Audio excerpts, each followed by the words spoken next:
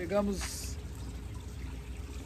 E disse Deus, verso 26, façamos o homem à nossa imagem, segundo a nossa semelhança, e que domine sobre o peixe do mar, e sobre as aves do céu, e sobre o quadrúpede, e em toda a terra, e em todo réptil que se arrasta sobre a terra.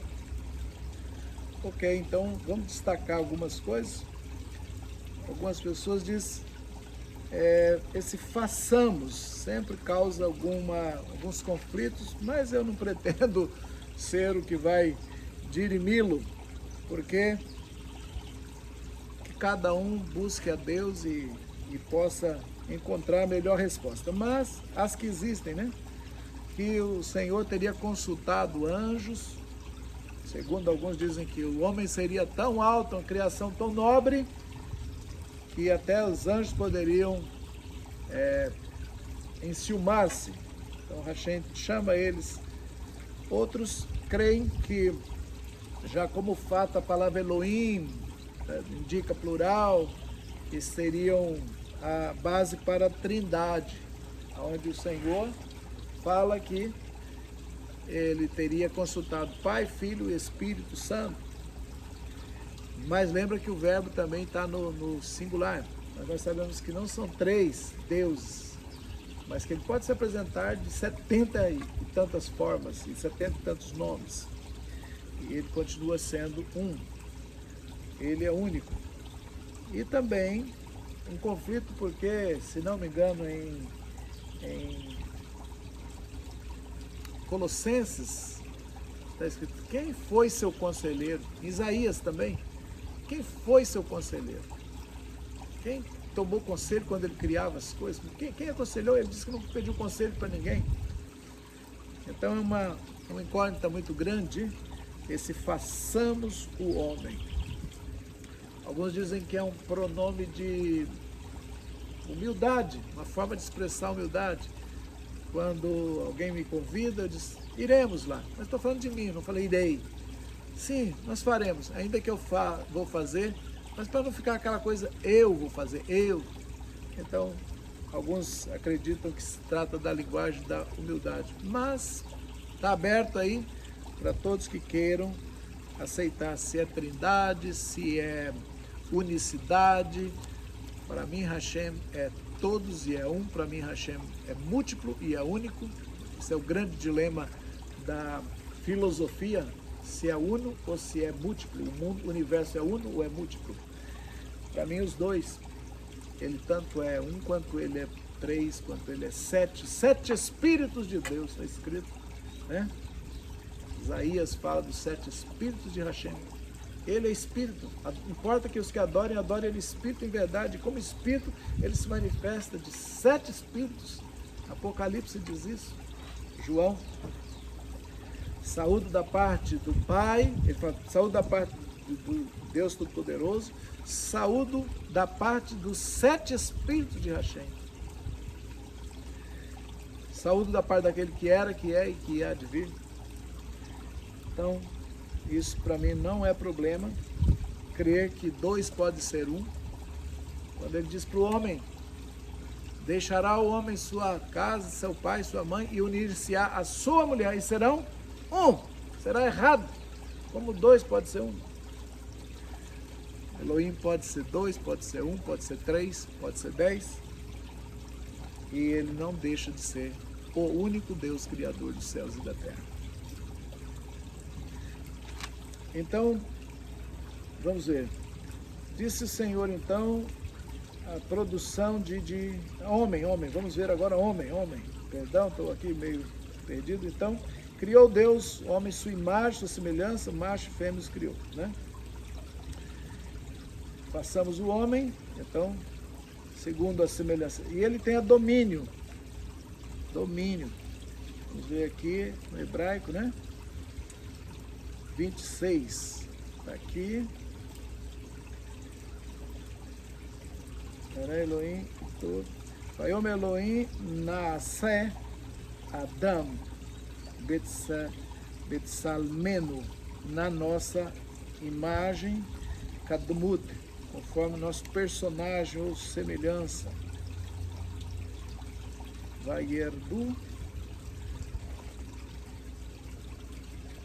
Vaerdu Badagat Hayam, e domine ele o peixe do mar.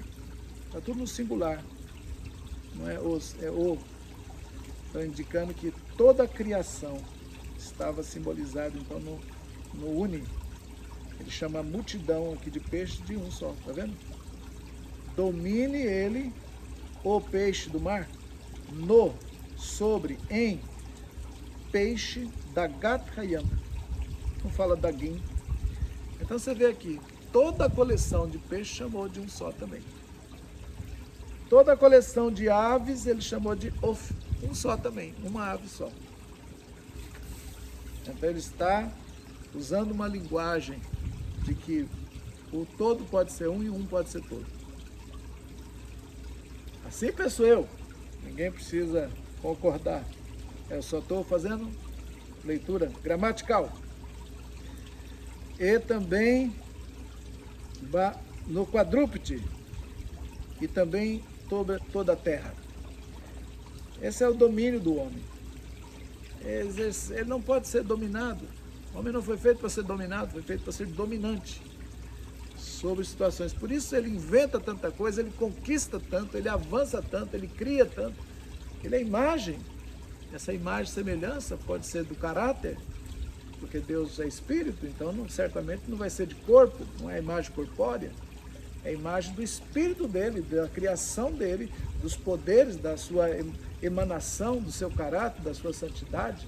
Assim é o homem, assim foi feito o homem original, com a santidade, com a expressão de capacidade criativa, liberdade, escolha. Isso é ser Deus. Façamos o homem. Então, mais uma leitura. Domínio sobre tudo. Criou Deus o homem à sua imagem, a imagem de Deus o criou. Essa Tselem é bem repetido então, né? Esse Tselem Elohim, imagem, na imagem, no... Então, primeiro de tudo, antes de corpo, aqui não está falando de físico, está falando de imagem, está falando de algo reflexo. Se eu colocar aqui, eu estou me vendo ali na câmera, você está me vendo, você não está me vendo aí dentro da sua casa, você está me vendo, você está vendo a minha imagem falando com você. Parece que sou eu, mas não sou eu, é só uma imagem. Aí não tem corpo, aí não tem alma, não tem espírito, senão não ia caber dentro desse celular. Não tem. Então imagem é aquilo que reflete, mas não físico, não corpóreo. Esta imagem criada então é... E aí eu gosto do Colossenses, de novo, Paulo. Ele, Yeshua, é a imagem. A imagem é onde contém tudo. Contém corpo, contém a alma, contém o espírito. A imagem contém tudo. E, no entanto, ela não é essas coisas. Ela contém dentro de um pacote. É como se fosse um pacote onde está tudo dentro. Mas não é.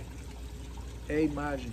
Então, Deus fez uma projeção de si mesmo.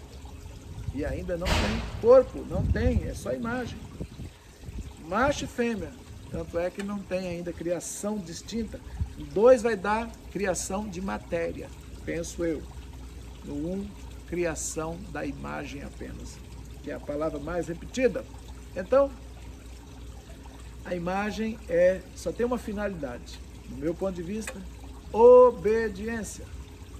Se eu tenho um espelho aqui, se você está vendo aí, só tem uma finalidade essa imagem, é repetir meus atos, fazer o que eu estou fazendo, fazer igual, olhar para mim e fazer.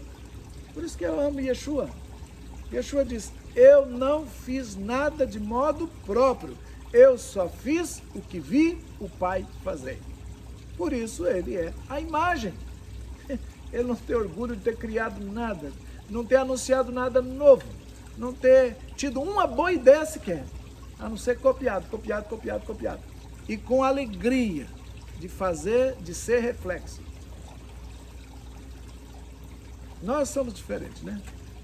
Nós queremos um pouco de uma glória. Ai, ninguém pensou nisso antes, só eu. Para quê? Para que você vai ser melhor que o Criador? Ele pensou tudo antes. E se ele te deu uma pitada, me deu uma pitada, para a gente refletir. Lembra? Esse é problema lá do Lúcifer, do carregador da luz, lá do querubim. Fez comércio, fez ideia própria. Yeshua não fez nada disso. Veio só cumprir a escritura, cumprir o que estava dito. Fazer reflexo. Não exagerou, não diminuiu. Não ficou aquém nem depois. Isso é muito sério. Ser imagem obediente, imagem única.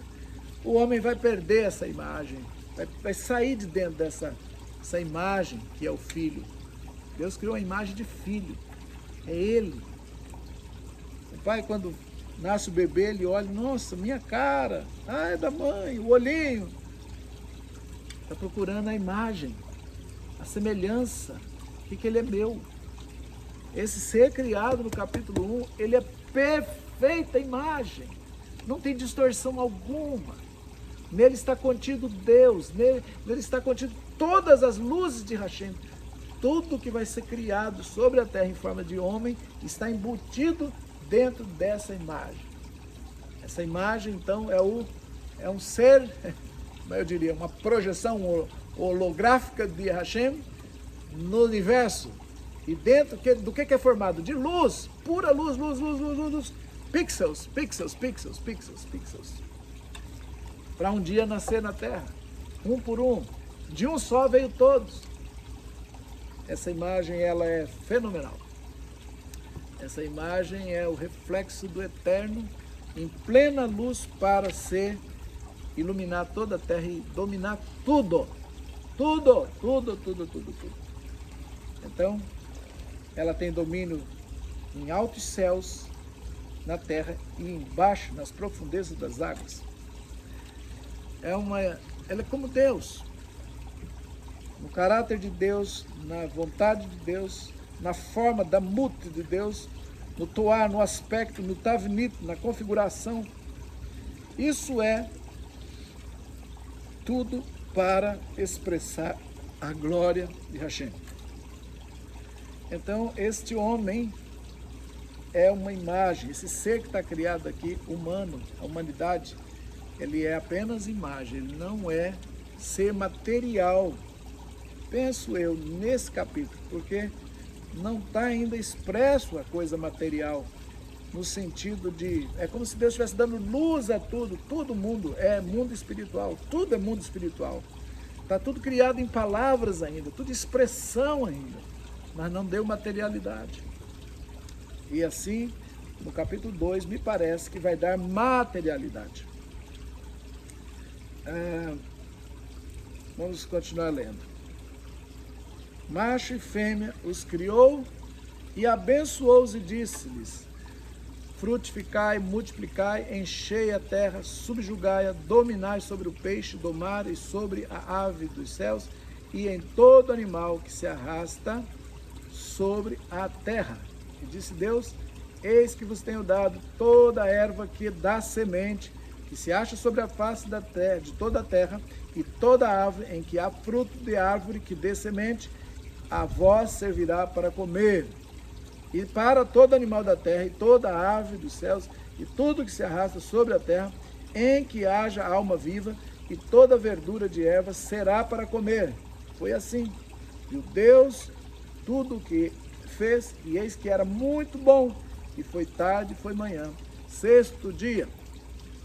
Então aqui nós temos a multiplicação dos animais também, a dieta do homem e do animal. A dieta é comer coisas vegetais. A primeira alimentação humana, então, não é baseada em carne, não é baseada nas proteínas animais, é baseada apenas em vegetais, tanto homem quanto animais. Poderíamos ainda colocar alguns detalhes aqui, deixa-me ver. Macho e fêmea, deixa para outra hora, tem bastante coisas a falar e os capítulos são grandes. Capítulo 2. E acabaram-se de criar os céus e a terra e todo o seu exército. Aleluia! Então, no hebraico, né? O tsavá, o exército. Mesma palavra usada para exército de Israel hoje, o tsavá. Criou todas as coisas, então terminou. Quando completou o sexto dia, então Deus terminou no Yom Shivii, né? Aqui. Aliás, vamos começar agora Yom Hashishi, que é o sexto dia, né? Que foi Hayah Erev, Hayah Boker. Desculpa, Vayeri Erev, Vayeri Boker, Yom Hashishi. Sexto dia terminou então. Então completou o Senhor os céus, a terra e todos os seus exércitos e cessou então a sua obra. E terminou no dia 7, no sétimo dia, a obra que fez e cessou no dia sétimo toda a obra que fez. Então quando chega então o sétimo, daí nós temos então a base da bênção, e abençoou Deus o dia. O 7 fica abençoado, né? Todo mundo gosta desse 7 até hoje. Santifica, separa, Kadosh, Mekadesh Otô, santificou ele, para que ele pudesse ser diferenciado dos demais dias, porque nele completou a obra. Eu acho bonita essa palavra obra, né? Eu fiquei olhando aqui um pouco no hebraico, me lembrou, não sei se minha interpretação ela é correta, mas me faz lembrar aqui, ó. Vai Kadesh Otô, e santificou ele, porque nele, Shabbat, Shevat, Mikol, Melachto, Malchut, reino, Malchut é reino, Melachto, a sua obra. Mesmas letras, Men, Lamed, Aleph, Kaf, Tav e o Vav final para indicar que é dele. Melachto. Reino. Reino. Reino. Malchut. Então, terminou o seu reino. Que lindo. Mais bonito que eu falar que a obra, o reino que ele fez. Cessou no dia sétimo. O reino que Hashem fez no dia sétimo. Esta daqui para frente agora, né, a bênção de Deus vai ser entendida como nos mandamentos lá no Sinai, como um pacto de sempre descansar, sempre parar. Muitas pessoas falam, essa lei é dos judeus, Deus deu para os judeus. Não, Deus deu para a humanidade. O judeu recebeu como mandamento específico a quem Deus revelou o segredo, mas toda a humanidade. Então, esse é o sétimo dia, esse é o dia que o Senhor termina a obra, o reino dele, e decreta-se daqui por diante que esse dia tem, então, a capacidade de nos renovar. A terra se renova. Engraçado que também tudo que descansa no sétimo dia se renova. Quem não respeita descanso não renova. Sabia que toda a formação do corpo humano são 42 semanas no ventre da mulher. Segundo as pediatras, diz que de 7 em 7 dias forma uma parte importante, um órgão vital. Elas são 42 formações que vão dar 6 dias formando e um 7 vai consolidar para o descanso. E na outra semana começa a formar outras partes. Então o nosso corpo todo respeita essa lei. Por que o nosso intelecto não quer respeitar, a nossa teologia não quer se encaixar? É assim que funciona. É assim que Deus criou, é assim que descansa. A palavra 7, Shevá, Shabbat, mesma coisa. Be e Ve em hebraico são as mesmas letras. Número 7, a palavra Shabbat, a palavra descansar, a palavra de sentar-se. Lembra no ônibus, quando a gente entra no ônibus em Israel, no metrô, alguém diz, chefe, Sente-se. Shevet. Shevet Ahim. Sentem-se, irmãos. Gam Yachad. Sentem-se, irmãos, juntos. Salmo número 133. Shevet Ahim Gam Yachad. Shevet. Shabbat. Sentem-se, irmãos, unidos, em união, juntos. Então, Deus senta-se e descansa da formação do reino dele. O reino está pronto. E o reino dele se materializa, se conclui em descanso eterno. Shabbat. Estamos esperando o grande descanso dessa terra para que volte ao seu estado original. Capítulo 2, estamos lendo. Abençoou. Verso 4, estas são as origens dos céus e da terra ao serem criados no dia de fazer o eterno Deus, terra e céu. Essa tradução ela é direto do Torá, por isso que dá um pouquinho de diferença aí da que você acompanha e lê. Porque é literal, ela tenta pôr as palavras como está no hebraico. Então, de um lado hebraico, do outro lado português, né? E por isso essa tradução um pouco truncadinha, às vezes diferente, mas muito fiel ao que está no hebraico. Vamos lá? E toda planta... Então aqui ainda não havia chuva e o Senhor fez cair então um vapor na terra para que o homem, porque não tinha homem ainda para cultivar a terra. Por isso que eu falo que a parte material, eu penso que a partir desse versículo aqui é que a gente entende que a parte espiritual é feita primeiro. Alguns dizem que a criação do capítulo 1 é apenas detalhada no 2, a parte do homem da terra. Eu penso que a parte 1, ela é do Espírito, porque lá na Brit Hadashah vai falar sobre isso, de que todas as coisas que existem no mundo visível vieram do invisível. Então, primeiro teve que ter uma criação invisível, para depois uma criação visível materializada. Penso eu que esse versículo é a base para isso também. De que o Eterno não tinha feito chover sobre a terra e o homem não existia para cultivar a terra. Então, existiam as palavras, existia semente, existia tudo, mas não tinha ainda vindo à luz. Isso pode ser que estava nas regiões do Espírito e depois materializado em terra. E vapor subia da terra, regava toda a face da terra. E formou o eterno Deus ao homem, Adão, pó da terra, e soprou em suas narinas o alento da vida, e foi o homem alma viva, se tornou agora um alma vivente. Plantou o eterno Deus um jardim no Éden, no Oriente, e colocou ali o homem que formou, e fez brotar o eterno Deus da terra toda a árvore cobiçável à vista e boa para comer, e a árvore da vida estava dentro, Betor, dentro do jardim, e a árvore do conhecimento, a árvore do saber, do bem e do mal. E um rio saía do Éden para regar o jardim, e dali se espalhava e convertia-se em 4 cabeceiras, e aí vem os nomes desses rios, a gente vê depois. Vamos ver então? Então o Eterno pega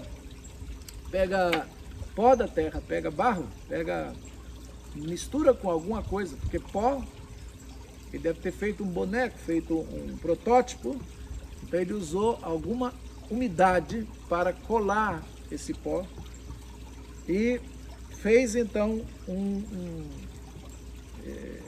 não tinha chuva, ele pegou alguma coisa que não relata o que ele usou para umidificar esse pó da terra e fazer então um ser humano. E soprou sobre a narina, rua, o nefesh, a alma, o fôlego. Então não é rua, se não me engano a palavra aqui, é nefesh. Adama Elohim, Adama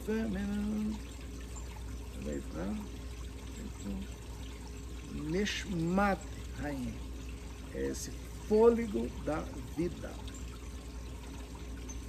Aí Adão, Nefesh Hayah, ele se tornou alma viva.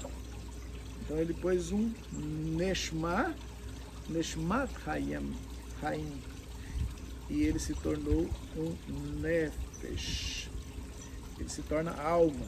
põe um sopro e ele fica alma. Alma viva agora. A parte terrena me lembra muito um episódio que está em João capítulo 9, quando Yeshua faz, com sua saliva, pega pó da terra, molha, faz uma massinha e coloca essa massa de barro no olho de um cego de nascença. E esse homem é curado no tanque de Siloé e depois é chamado por toda a classe sacerdotal e bem questionado, porque assusta tanto esse milagre, ele dá tanta confusão. Um capítulo inteiro de João é só para relatar a confusão que deu esse milagre. Por quê? Porque certamente quem examinou aquele cego de nascença e perguntou uma vez, duas vezes, chamou os pais, checou para ver se ele não tinha realmente formação de globo ocular, como esse homem colocou esse olho aí? E o que intrigava eles era, ele pegou pó, ele umedeceu e fez um órgão, fez vida. Quem tinha feito isso na história só? Somente o Eterno, Hashem, tinha feito esse milagre acontecer durante toda a história do universo. Então, era chocante para aquela classe sacerdotal saber que alguém tinha usado a mesma metodologia. E ele só podia ser quem? Hashem está entre nós, o Eterno desceu, Emanuel, Deus está conosco. A imagem dele está viva aqui, está falando, está materializado. O Filho está aqui, a expressão exata do ser. Quem me vê a mim, vê ao Pai. Yeshua disse isso. Então, materialização desse Adão, último Adão, Yeshua, podia fazer as mesmas coisas que Hashem fez, porque ele é a imagem perfeita e verdadeira. Ok? Tá bom. Fez um jardim. Quando Hashem faz o homem, não faz um apartamento, nem casa do BNH, nem uma fazenda, mas dá um jardim para ele. Que coisa boa! E o que foi que nós perdemos? Deus deu um jardim, com água, com rios, com plantas. O jardim é maravilhoso. O jardim é o lugar de paz. E o jardim também, meu modo de entender, simboliza a própria alma, o lugar mais secreto, talvez o espírito do homem. Um lugar secreto que só Hashem pode entrar. E por isso ele teve que ficar fechado e guardado e o homem expulso daquele lugar. É um lugar secreto dentro de nós, onde só Hashem tem o direito. E crescer árvores é um símbolo de árvores boas, árvores ruins. Quando Hashem foi tratar muitas vezes conosco, ele disse que precisava remover muitas plantas daninhas que estavam dentro da nossa terra do coração. Eu creio que o coração simboliza, coração não físico, é claro, mas do espírito, simboliza esse jardim secreto, fechado, que somente o Criador tem o direito. Há uma parte em nós, muito secreta, e que está, às vezes, fechada, para que inimigo não entre lá. Bom, vamos falar do jardim então. Há muitas árvores nesse jardim, boas para se comer. Tem um livro chamado, acho que é Código da Bíblia, e ele decifrou vários nomes de plantas dentro desse capítulo. No texto visível, original aqui, não tem nenhuma árvore com um fruto específico, a não ser o fruto da vida, a árvore da vida e do saber, do conhecimento, bem e mal. Mas num programa de computação onde faz letras equidistantes, foi encontrado 25 nomes de árvores frutíferas dentro desse capítulo. É interessantíssimo. Não saberia te explicar os detalhes agora, porque eu li sobre isso há tantos anos e eu nunca manuseei o código da Bíblia no meu computador. ok? Mas eu sei que é possível encontrar o nome de todas as árvores aqui dentro. O jardim, então, é a primeira morada, o jardim é o ambiente, e esse Gan Eden, Jardim do Éden, é uma réplica de um jardim do Espírito, porque quando a gente estuda Ezequiel 28, fala que o inimigo, antes de ser inimigo, enquanto era um querubim, um querub, né, um anjo, uma categoria de ser angelical, ele estava no Jardim do Éden. Você estava no Jardim do Éden e no meio das pedras afogueadas você andava. Ezequiel 28. Agora aqui nós temos o Jardim do Éden, onde o homem é que anda. Não fala de pedras, mas fala de ouro, fala de rios, fala de uma riqueza e fala também de uma árvore proibida, uma árvore que não se deve comer. Falo que Deus, ao criar tudo, ele sempre põe um teste. Eu acho que algumas pessoas creem que o homem está na terra somente para um teste. Eu creio que o homem está aqui para resgatar, fazer voltar toda a luz e toda a bênção e toda a brachá e toda a beleza do Malhut, do reino de Hashem. Devolver através de um processo de purificação iniciado pelo povo de Israel, através da revelação da Torá. E a obediência a ela, pelo sacrifício, não posso eliminar de modo algum, que somente a obediência não vai conseguir trazer, mas através de um sacrifício, através de uma redenção pelo Mashiach, que tudo poderá ser cumprido. Ele é o homem que cumpre tudo. Ele é o nosso herói, nosso representante legal, que vai lutar essa luta por nós, mas todos nós vamos ser alinhados a ele. Então, nós temos aqui esse propósito eterno de retornar à origem, retornar às nossas origens. Amém? Esse jardim, então, o homem foi colocado para cultivar e guardar. Guardar contra o quê? Cultivar a gente entende, mas guardar de que perigo? Bom, você sabe o perigo, né? Nós somos muito bons em ganhar, em conquistar, pouco em guardar. Quanta gente tem perdido esposa, perdido filho para as drogas, perdido um casamento, perdido o marido, porque trabalha, cultiva e não conhece os princípios de guardar. E um dos princípios para guardar, e isso também é muito alertado, Yeshua sempre manda a gente vigiar e orar. Então vigia, guarda, precavenha-se. Seja obediente à voz do Eterno. Essa é a melhor forma. Não dê ouvidos a outra.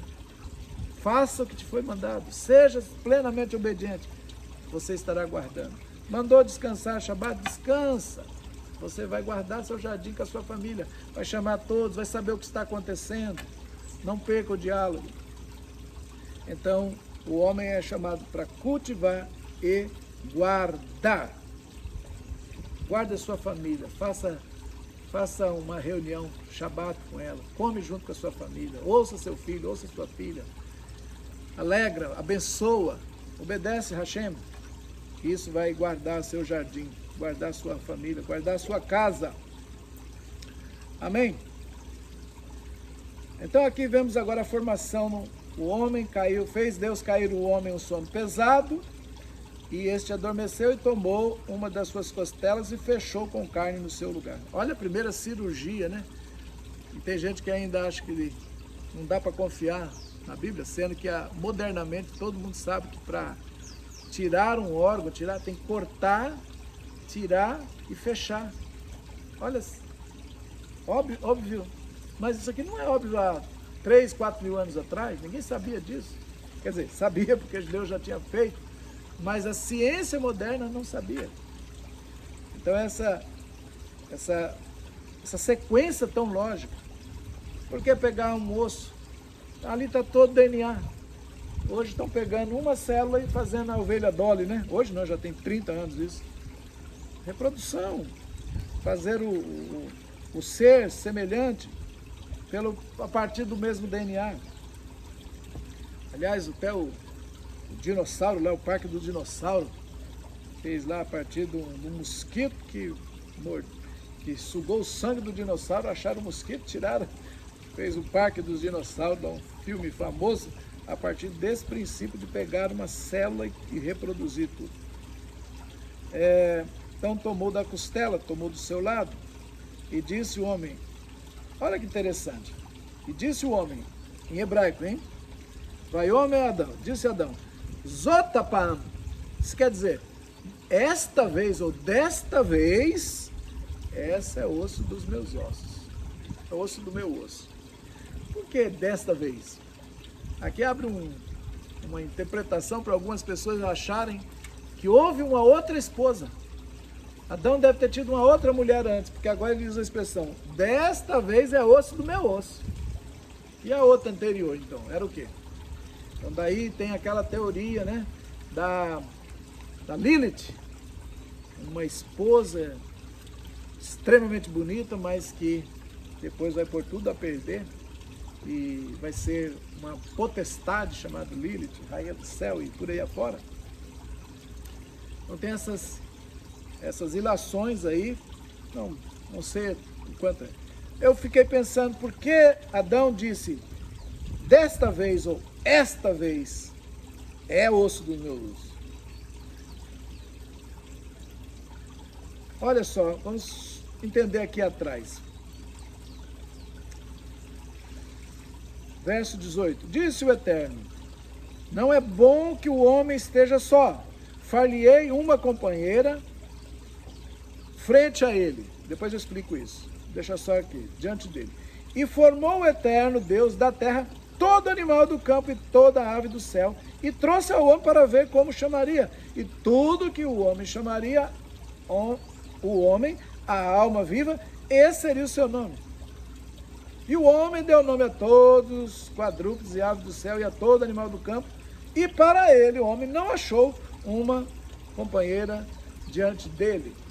Ou seja, Deus disse, não é bom que o homem esteja só, vou fazer uma Ezequinegedor, uma ajudadora, uma mulher que o ajude, esteja frente a ele. Depois eu explico isso. Mas criou animais e disse, toma esse, nomeia. Nenhuma se encaixou comigo, ele disse. Então, quando Deus fez a Havá, né, a Eva, essa aqui, dessa vez o senhor acertou. Esta vez, Zotpam, desta vez é osso do meu osso. Pode ser isso. É uma possibilidade, que ele estava então comparando as criações anteriores, que ele nomeou todas e não achou nenhuma Ezequinegedor. Essa expressão, quando Deus faz a mulher, ele diz, far-lhe-ei uma desse verbo vem lazor, ajudar. Farei uma ajudadora. Kinegedor, partícula que, ou mudo. Como se. Neged, contra. O negedor, contra ele. Poxa, uma ajuda, uma pessoa que vai ser ajuda como se fosse contra ele. Essa é a tradução literal. Se eu estou neged a você, estou contra você. E a mulher foi feita contra o homem. Eu conheci um rabino uma vez, um homem de Deus, e ele me disse, o dia que ele leu esse versículo, que Deus fez a mulher como contra ele, pararam as brigas dentro da minha casa, disse. Eu entendi que eu não precisava de inimigo, eu já tinha alguém contra mim o dia inteiro. Muitos homens têm essa sensação de que estão vivendo com alguém que só é contra. Deixa eu explicar, é como contra ele. Se Deus faz uma pessoa extremamente igual a você, não tem nada para te ajudar, você já sabe tudo. Se ele fez alguém que é o oposto, e esse oposito no inglês é o neged, oposto, ela é oposta em todos os sentidos. Ela é oposta fisicamente, graças a Deus. ela é um oposto sentimentalmente, ela é um oposto emocionalmente, ela é um oposto em visão da vida. Mulher pensa em detalhes, homem pensa no todo. Homem olha longe, a mulher olha perto. Por isso que você não acha nada na geladeira, você não acha a camisa que você está procurando no guarda-roupa. E ela diz, tá aí, bem. Você fala, onde? Ela chega, nem olha, cata assim, ó, toma. Sabe até onde está? E você está olhando, vasculhando e não está vendo. Por quê? Porque Deus fez a mulher com uma visão perto e o homem com uma visão longe. Ele olha aqui e não está vendo nada. Se fosse longe, ele viria, lá, estou vendo lá. Aperta, ele não vê. Por isso é que quando você vai dirigir o carro, você afasta o banco, olha, você enxerga longe, tá? O farol vai fechar lá, você já acelera aqui. E a tua mulher entra no carro, porque ela quer ver o chão. Pontos de vista diferentes, visões diferentes. E isso está dando muita briga, porque ela foi feita para te ajudar sendo o oposto. E você quer que ela concorde em tudo. Como que ela vai concordar? Você fala, não, vamos construir uma casa, vou abrir essa oficina, vou fazer um grande negócio. E ela diz, amor, precisa pagar a conta de luz. Então, minha mulher não concorda, eu faço um plano, ela acha que é mirabolante demais, que eu vivo num sonho. No entanto, ela só está chamando para a realidade pequena, mas não está anulando o grande. Se você trabalhar e você, mulher, entender isso, que você vê perto e ele vê longe, o que vai acontecer? Vocês vão casar-se verdadeiramente e vai enxergar longe quanto vai enxergar perto. Vamos chegar em tal lugar? Vamos. Temos que resolver esses problemas. Em casa é assim, eu tenho uma visão, vou fazer algo, vamos montar uma escola grande, nós vamos chamar as pessoas, nós fizemos já tantos eventos gigantes, envolvendo centenas, milhares de pessoas, viagens proféticas e coisas gigantescas. E a mulher fala, precisamos ver então o horário que vai sair o voo, a passagem, vamos buscar esse recurso, como vamos fazer? Ela vê como vamos solucionar. Minha esposa não aprendeu com o tempo a não falar, Léo, isso é impossível. Não, amor. Como nós vamos conseguir fazer? Então, algumas mulheres também, por não acreditar, não conseguir enxergar, matam sonhos gigantescos. Matam coisas boas. Me lembro o testemunho do Henry Ford, o criador da marca Ford. Ele, já na sua velhice, depois de ter carro vendido para o mundo inteiro, bilionário, ele diz, eu quero tributar toda essa conquista de sucesso à minha mulher, porque ela ia para a oficina comigo, ela sentava lá quando éramos jovens e eu dizia, eu vou fazer um carro, eu vou construir um carro, eu nem sabia direito o que era um carro, é um aparelho, nós vamos conseguir fazer ele rodar, nós vamos pôr motor, nós vamos... Conhecia carro da década de 30, esses primeiros carros da Primeira Guerra Mundial, em que não tinha produção em série. Ele falou, nós vamos fazer e vamos encher o mundo de carro, nós vamos encher os Estados Unidos de carro. E ela disse, glória a Deus, vamos sim! E sentava, cantava para ele, catava ferramentas, sujava de graxa, ficava do lado. E quando ele dizia, não vai dar, ela dizia, vai, você consegue. Teve época que ele desistia e ela empurrava. Uma mulher, Ezequiel é assim. Ela vai ajudando a resolver. Se ele está cansado, eu vou cantar para ele, eu vou elogiar ele. Se ele está com fome, eu vou fazer aqui a comida e vou ficar junto. Nós vamos ser donos da maior fábrica de carros do mundo, quando não existia nem fábrica de carro. E ele faz a primeira. Então, em vez de usar essa diferença para atrito, usa para somar. Usa para... Assim Deus planejou. Ezer ajuda como se fosse contra ele, que negedor. Este capítulo tem muita riqueza e é claro que a gente não dá para parar nessas estações. Aqui tem mais estações do que Israel saindo do Egito, chegando na Terra Prometida. Pararam 42 estações. E a gente não tem como. Aqui tem muito mais do que 42 paradas, mas nós vamos deixar para a próxima, para achar um pouco mais. E nós temos ainda o capítulo 3, que é uma ordem divina, né, para não comer do fruto, e a serpente engana e faz o homem e a mulher se afastarem do seu propósito eterno. E você conhece a história, eu só quero frisar uma coisa, que eles perderam a sua beleza, perderam a sua simplicidade, perderam a imagem de Deus. Eles perderam a imagem de Deus, perderam a semelhança com o Altíssimo. Deus não tem medo, o homem agora tinha medo. O Senhor não fica envergonhado, cheio de malícia. Os homens estavam, o homem e a mulher, perderam a segurança, sentiram medo, vergonha e culpa. Isso é perder a essência da imagem divina. E o que Hashem faz? Hashem ama e quer cobrir a nudez, quer tirar a vergonha, quer perdoar e limpar da culpa. Os 3 sentimentos básicos, medo, vergonha e culpa, tomaram conta do coração do homem após ser enganado, após ter desobedecido sob força de tentação e engano. E assim, esses homens são acolhidos por Deus. E ele faz então uma roupa de pele. Alguns interpretam que Adão e Eva receberam, na verdade, pele, para cobrir a nudez do que? A nudez, porque eles não estavam nus, não sabiam que estavam nus.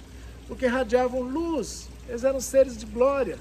Lembra Yeshua quando mostrou a forma original lá, transfigurado, ele, Moisés e Elias? Então é luz, quem vê luz, você não vê definição de detalhes. Assim pode ser que essa pele seja isso. Ouvi alguns falarem isso. Outros dizem que ele matou um cordeiro, tirou a pele do cordeiro e fez roupas, e instituiu daí em diante que um sacrifício de animal, de cordeiro, seria a oferta da manhã, que todo sacerdote lá em Israel depois ia dar toda manhã um cordeiro, né? Se não me engano é a minhá, a primeira oferta do dia. Eu não tenho bem certeza, porque eu não sou muito familiarizado a esses nomes. Mas eu me lembro que uma das possibilidades então era que Hashem tivesse dado um cordeiro e feito, no lugar de folhas de figueira, fizesse a pele de animais.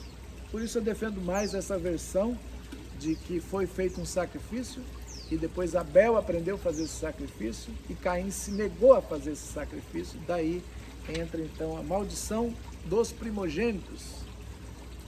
Você fez, Caim, com que o sangue de Abel descesse à terra, agora a terra não vai te dar retorno. Agora, primogênito, você vai lavrar e a terra não te responderá. Você vai ficar errando daqui para lá, muda de emprego, vai, viaja, vai ser um transeunte, e a expressão hebraica é como um vagabundo, alguém que não tem ganho. Isso foi a maldição de primogenitura. Assim como Adão traz consequência para toda a raça, assim Eva trouxe para toda a raça, assim primogênito traz para toda a raça. Lá na frente nós vamos aprender então o Pidon Rabem, o resgate do filho primeiro, como única maneira de quebrar essa maldição que foi implantada por Caim para todo primogênito. Os primogênitos que não vão para o sacerdócio, que não vão para servir a Hashem em tempo integral e dali viver o seu sustento, acabam tendo grandes dificuldades financeiras. Todo primogênito não resgatado, ele passa por dificuldades financeiras. Mas voltando ainda ao que Hashem fala para a serpente, né? A serpente, ela engana, então ela merece um castigo muito maior do que os homens, porque ela não fez sob nenhuma pressão, porque Satanás é que está ali representado nessa serpente, né? A serpente que vai enganar a humanidade. Essa serpente que lá em Apocalipse já é um dragão. Então não há plano de salvação para ela, mas para o homem há esperança. Por isso, no capítulo 3, Deus mesmo não só lhes dá uma roupa que tipifica a cobertura do cordeiro, do sangue perdoador, que vai dar base a todo o sistema sacrificial do templo posterior, mas também lhes dá uma palavra de esperança de que um dia a cabeça da serpente seria esmagada através do descendente da Eva, da mulher. Um dia vai vir um descendente que vai esmagar. A Havá, Eva, né? É quase a raiz da palavra Hayá, vida. Então, ela passa a ser mãe, então ela passa a ser chamada Eva, Havá. Quando eles saem do jardim por ordem divina, existem duas palavras que me chamaram a atenção no estudo. É que quando o homem é retirado do jardim, diz assim: disse Deus, disse o eterno Deus, eis que o homem tem se tornado como um de nós, para saber o bem e o mal. E agora, quem sabe ele estenda a sua mão e tome também da árvore da vida e coma e viva para sempre. E enviou o eterno Deus do jardim do Éden, o verbo enviou, shalach, enviou, é a mesma palavra para apóstolo, né? Interessante. Enviado, um shaliach. E enviou o eterno, o homem do jardim do Éden, para cultivar a terra de onde havia sido tomado. Olha que interessante, você agora vai ter que cultivar as suas raízes. Você agora é um enviado, é um emissário, você é um apóstolo, um shalia, enviado para cultivar as raízes do lugar de onde você foi formado. Que interessante. Como a gente está estudando as raízes da iniquidade, esse texto aqui é maravilhoso para entender isso. De que a primeira coisa não foi expulsão do jardim. Isso é posterior. O primeiro pensamento de Deus é: envia ele para as suas raízes, de onde veio as suas maldições. Examina a terra de onde você veio, a sua formação. Meu Deus, quando eu li isso aqui, eu falei: meu pai, a gente está estudando muito sobre o machado posto à raiz, a raiz da iniquidade, a terra da nossa formação. Pedir ao Cordeiro, lá de Apocalipse, que passe os 7 olhos do Cordeiro em toda a terra. Yeshua, Cordeiro entronizado, de Apocalipse, diz que ele tem 7 olhos para passar sobre toda a terra. Para que esses olhos? Para examinar a terra da nossa formação e apontar onde está a iniquidade, e eu ter a chance de levantar a minha raiz de formação e pedir a ele: purifica, limpa. Meu Deus, primeiro ato do Eterno foi esse, perante o homem, após trazer a solução do seu problema, foi: agora você vai cultivar, vai mexer nas suas raízes, na terra de onde você foi formado. Olha que interessante. E segundo, olha que interessante, o 23 é o verbo enviou, o 24 do capítulo 3 é expulsou o homem, colocou ao oriente do jardim do Éden os querubins e a lâmina de fogo, né, a espada, que se envolvia para guardar o caminho, Derer Eretz Haim, caminho da árvore da vida, ficou guardado pelo fogo e pela lâmina, pela espada e pelo querubim. Meu Deus! E a palavra é expulsou. Enviou para ir para suas raízes. E expulsa do caminho da vida. Tira. Por quê? A preocupação de Hashem é maldade? Não, ele diz que se o homem comer da árvore da vida nesta condição, nunca mais nós teremos a comunhão, nunca mais eu terei de volta, ele viverá afastado eternamente. Nesse caso, a morte será uma bênção para ele, para finalizar, mas enquanto ele não morre, que ele cultive as suas raízes para saber como escapar. E nós estamos aqui, examinando nossos corações, aprofundando a mão do Senhor nas nossas raízes, os olhos dele prescutando nossa terra. Eu fui formado em iniquidade, em pecado me concebeu minha mãe.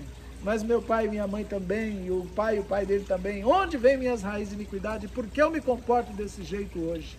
Porque eu tenho toda essa estrutura de influência sobre minhas decisões e sentimentos, porque eu tenho uma raiz para ser limpa. E quanto mais eu puder apresentar diante de Hashem, pela revelação, pelos olhos do Cordeiro, mais limpa a minha terra. Mas eu estou expulso. Se eu não me engano, é Daresh, deixa eu só ver aqui, a palavra expulsão, se não me engano, é a mesma para divórcio. É o Legaresh, Vaigaresh. Olha só, Vaigaresh, Garesh, é assim, expulsou o homem do seu jardim, expulsou o homem, colocou ele no Oriente.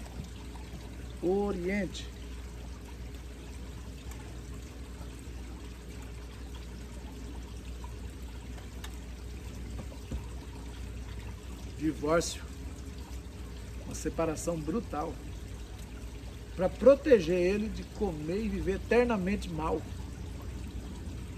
Mas glória ao Eterno, que deu seu amado Filho, para que pudesse também passar por essa dor no nosso lugar, virar o rosto, separar-se da vida, separou da vida, mas o recobrou, assim como recobrou Isaac, e lhe deu um lugar, um trono, deu a todo ser humano o direito de atravessar a última dimensão através desse caminho e chegar a Hashem novamente.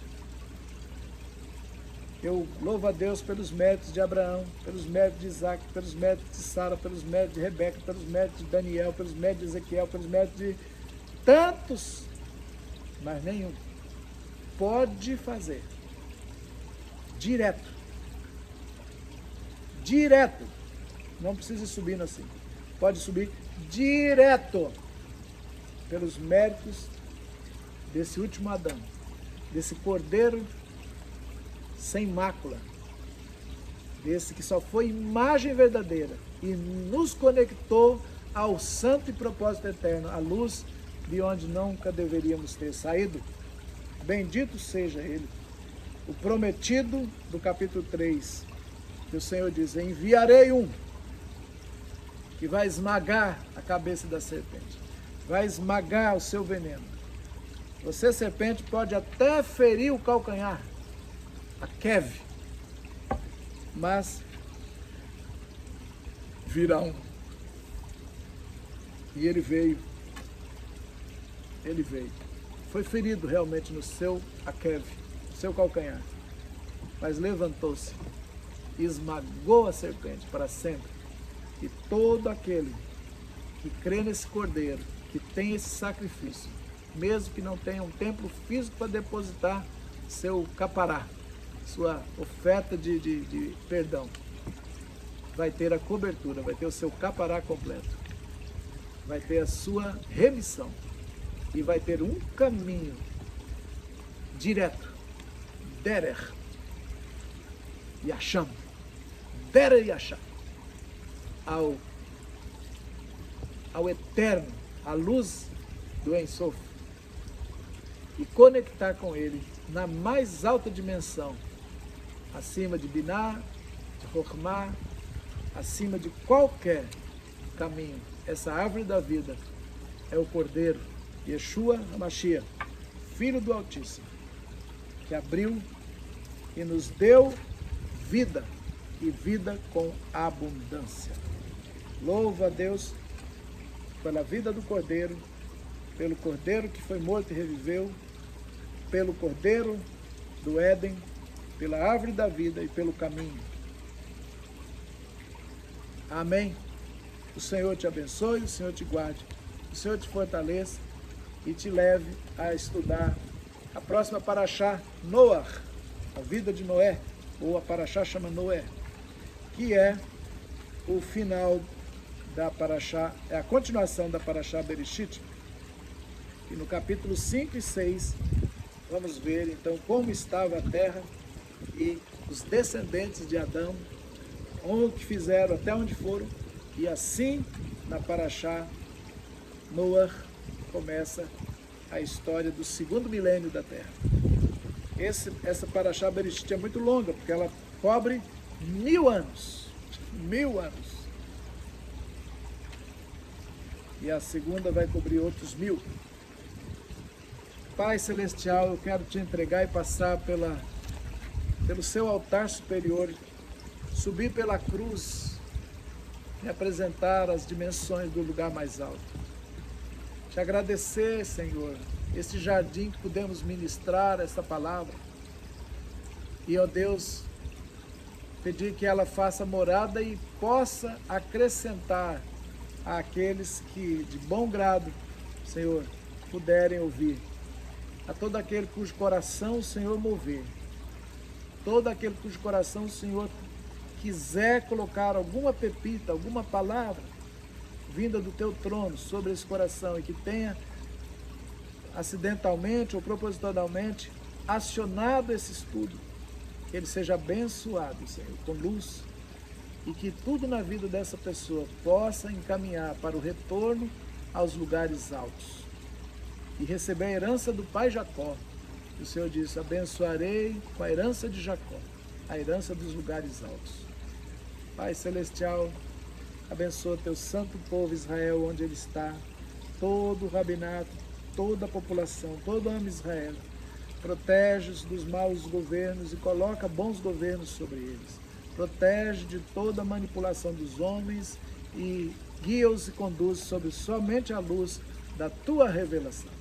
Abençoa todo o corpo de Yeshua na terra, a igreja esparramada também está, Senhor, povo santo, eleito, Senhor, a raça de todos os povos, línguas e nações, a quem o Senhor constituiu filhos, assim como deste a nós estrangeiros o privilégio que deste a teu povo Israel primeiro, de chamá-los de primogênito, e eu acredito que nós somos um caçula.